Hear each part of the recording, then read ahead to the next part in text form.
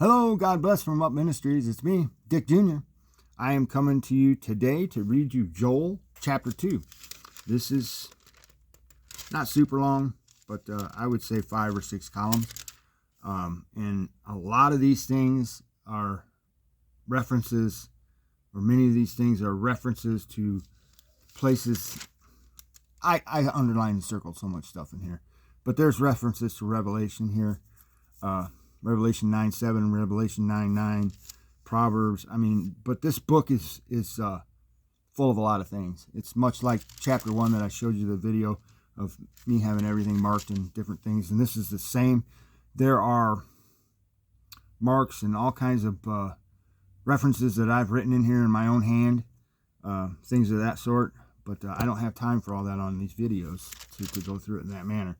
So maybe after I complete the whole Bible at some point, I might go through things like this and kind of try to explain why I marked it this way. Doesn't mean I'm right. Doesn't mean I'm wrong. It just means that I've seen similarities. But all these similarities I find are in the Word. You see what I mean? I'm not looking and going, oh, this is what I think it says. No, I'm looking inside the Word for if I don't understand something, I continue to search the Word until I find the answer in the Word. You see what I mean? I don't go to another man. I don't go to some book. Generally, I go to the Word, and I continue to search. Sometimes it takes me a couple years to find something. I'll just have a question in my head, and it'll be popping around in there. So, anyway, I prayed and I asked God to help me to speak with you today. Got a fly in here. And I suggest you do the same, and that you ask Him for knowledge, wisdom, and understanding specifically, like Paul did in Ephesians chapter 1, verses 16 and 17. I also suggest you take other things to Him in prayer. Anything, really, but not just the bad stuff. Go to Him with the good things. Thank Him for your food. Start off there. Give Him some praise. I can't make promises on these prayers, but I can promise you this. He does answer prayer. He's a prayer answering God. How do I promise that? I promise that because I've seen my prayers answered with my own eyes, and I've also seen some other people's prayers answered with my own eyes. Okay? But this book that I'm talking about here is full of prayers, and prayers that have been answered are in here as well. Okay? Do I know which one's He going to answer? No.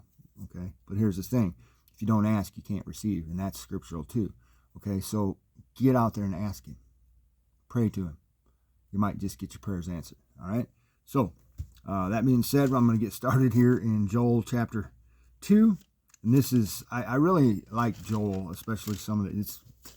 There's a lot going in here. There's not a verse or very few throughout this entire chapter that I don't have something highlighted in some manner. Okay? So it's just very good. Blow a trumpet in Zion and sound an alarm on my holy mountain. Let all the inhabitants of the land tremble, for the day of the Lord is coming. Surely it is near. A day of darkness and gloom, a day of clouds and thick darkness, as the dawn is spread over the mountains. So there is a great and mighty people. There has never been anything like it, nor will there be again after it, for the years of many generations. A fire consumes before them, and behind them a flame burns.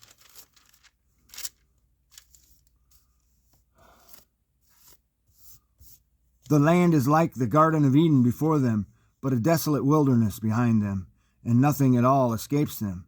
Their appearance is like the appearance of horses, and like war horses, so they run. This has a Revelation 9:7 reference here.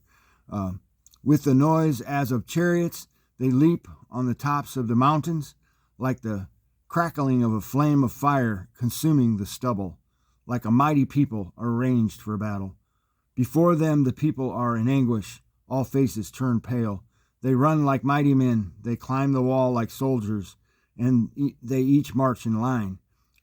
Nor do they deviate from their paths. They do not crowd each other. They march everyone in his path. And when they burst through the defenses, they do not break ranks. They rush on the city. They run on the wall. They climb into the houses. They enter through the windows like a thief. Before them the earth quakes. The heavens tremble. The sun and moon grow dark, and the stars lose their brightness. The Lord utters His voice before His army. So this is His army. You see what I mean?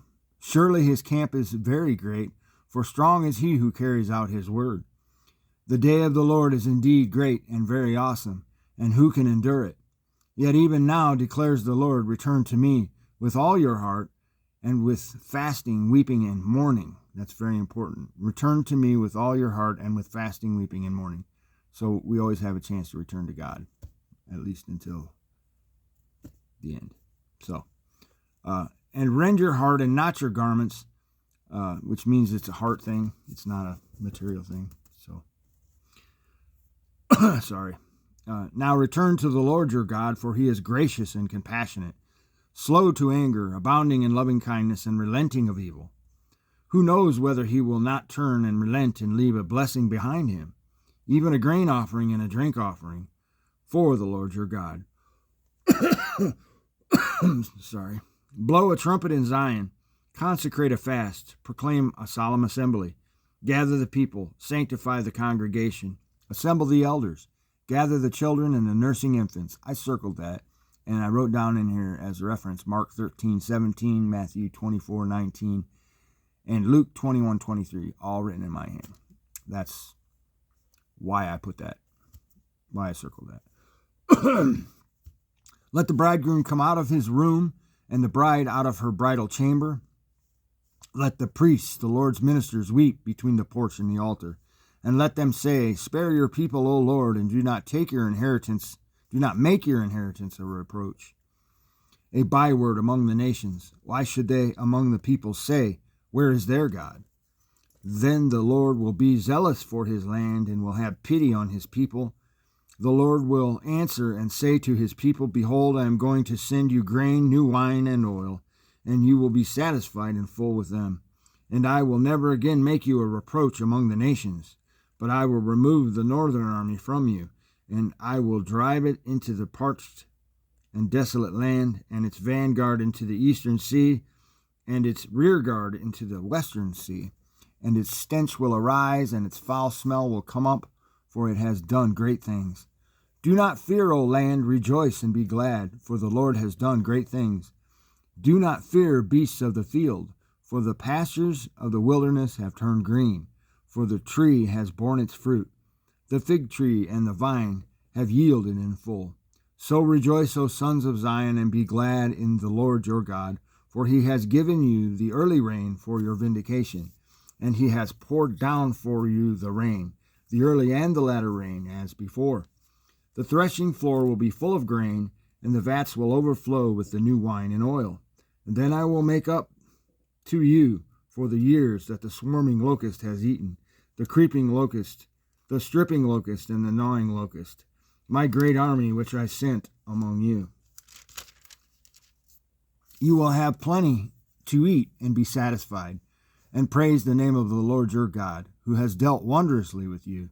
Then my people will never be put to shame. This is an upcoming time. Okay. Thus you will know that I am in the midst of Israel, and that I am the Lord your God, and there is no other, and my people will never be put to shame.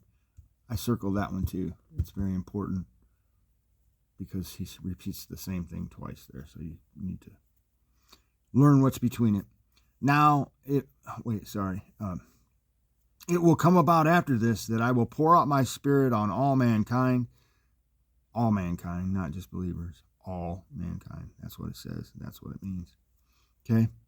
And your sons and daughters will prophesy, your old men will dream dreams, and your young men will see visions. Even on the male and female servants I will pour out my spirit in those days. I underline that whole thing. That is the promise of the Spirit, and it is Joel chapter 2, verses 28-29. So it's very important. I will display wonders in the sky and on the earth, blood, fire, and columns of smoke. The sun will be turned into darkness and the moon into blood before the great and awesome day of the Lord comes. And it will come about that whoever calls on the name of the Lord will be delivered. Okay. For on Mount Zion and in Jerusalem there will be those who escape. That's the remnant. As the Lord has said, even among the survivors whom the Lord calls.